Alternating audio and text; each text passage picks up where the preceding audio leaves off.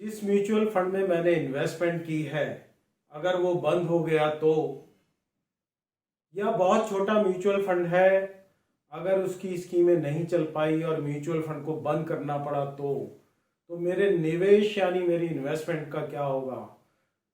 आज हम इसी बारे में जानेंगे। ये आपकी जो वरीड है अबाउट म्यूचुअल फंड, कि अगर म्यूचुअल फंड बंद हो गया तो मैं मेरे पैसे का क्या होगा दोस्तों। तो मैं हूं आपका दोस्त एंड होस्ट हरिंदर पाल सिंह।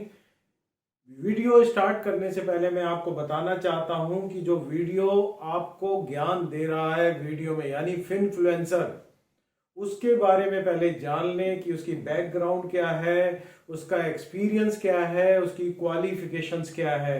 जैसे आपको मालूम ही होगा कि सेबी ने अभी बहुत सारे लोगों को नोटिस दिए हैं और उन्होंने कुछ शर्तें रखी हैं। इवन कुछ स्टॉक ब्रोकर यानी कुछ फिनफ्लुएंसर जैसे मिस्टर सुंदरम को, उनको तो शायद 63 करोड़ का उनको फाइन तक लगा दिया है।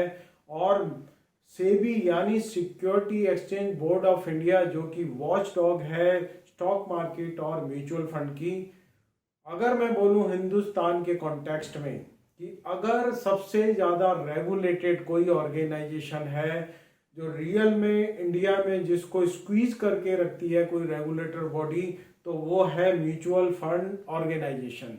तो म्यूचुअल फंड इंडस्ट्री जो है दोस्तों, मैं आपको बता दूं कि म्यूचुअल फंड में के ऊपर पूरा कंट्रोल होता है सेबी का, और सेबी हमेशा उसको ध्यान देती है। अगर आप देखना चाहें तो सेबी की न्यू गाइडलाइन देख सकते हैं या कुछ वीडियोस भी देख सकते हैं, जिसमें कि बताया गया है कि जो भी फिनफ्लुएंसर होगा यानी जो भी ज्ञान देगा, क्योंकि आज की डेट में हर तीसरा बंदा, हर टॉम हैरी जैक ज्ञान देने में लगा हुआ है। तो सेबी ने एक बोला है कि हमें कोई दिक्कत नहीं है अगर आप ज्ञान दे रहे हैं, लेकिन आप कितना सच्चा और सही ज्ञान परोस रहे हैं, मेन बात ये आती है। तो इसके लिए आपको क्वालिफाइड होना पड़ेगा, पिछले 3 साल का आपका फाइनेंस का एक्सपीरियंस होना चाहिए, प्लस आपके पास एमफी या एनआईएसएम की सर्टिफिकेशन होनी चाहिए। तो मैं हूं आपका दोस्त एंड होस्ट हरिंदर पाल सिंह, और मैं आपको अपने बारे में बता दूं कि मैं एक्स सीनियर वाइस प्रेसिडेंट हूं इंडिया के ओल्डेस्ट म्यूचुअल फंड से, और मेरी क्वालिफिकेशंस हैं, मैं एमबीए हूं इन मार्केटिंग और post graduate diploma in finance, AMFI certified हूं दोस्तों, एआरएन होल्डर हूं, और मैं आईआरडीए होल्डर भी हूं, और कुछ छोटे मोटे सर्टिफिकेशन भी मेरे पास हैं। तो दोस्तों, मैं आज आपका ये भ्रम, ये मिथ दूर करने जा रहा हूं, क्योंकि बहुत सारे लोगों ने बोला कि आप पहले म्यूचुअल फंड को देख लीजिए कि कहीं वो बंद ना हो जाए। तो मैं आपको सबसे पहले एश्योर कर दूं कि इस चिंता से आप बिल्कुल मुक्त हो जाइए, कभी मत डरिए किसी भी बड़े या किसी भी छोटे म्यूचुअल फंड में इन्वेस्टमेंट करने से पहले, क्योंकि म्यूचुअल फंड का एक रूल होता है कि अगर वो बंद होगा तो उसको अपने आप को किसी और के साथ मर्ज करना पड़ेगा, यानी कोई बड़ा म्यूचुअल फंड उसको एक्वायर कर लेगा। जैसे कि वे बैक बहुत साल पहले आईएलएफएस म्यूचुअल फंड हुआ करता था, उसको एक्वायर किया था यूटीआई म्यूचुअल फंड ने, और अभी प्रिंसिपल म्यूचुअल फंड को एक्वायर किया सुंदरम म्यूचुअल फंड ने, एलएनटी म्यूचुअल फंड को एक्वायर किया एचएसबीसी म्यूचुअल फंड ने, आईडीएफसी म्यूचुअल फंड को एक्वायर किया बंधन म्यूचुअल फंड ने।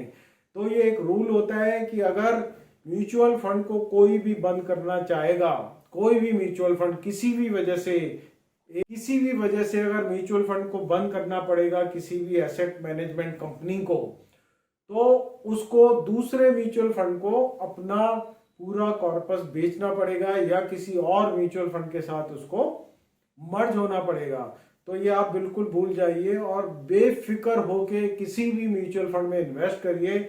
लेकिन म्यूचुअल फंड में इन्वेस्ट करने से पहले आप जरा जान लीजिएगा कि उसके अंदर मैंने किस तरीके से असेसमेंट करनी है, वो कौन से पॉइंट्स हैं जिसके थ्रू मैं उस म्यूचुअल फंड में इन्वेस्ट करूं।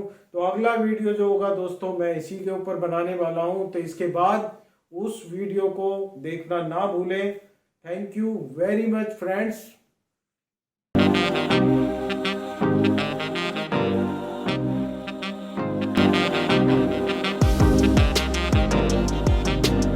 subscribe now and press the bell icon. Never miss an update.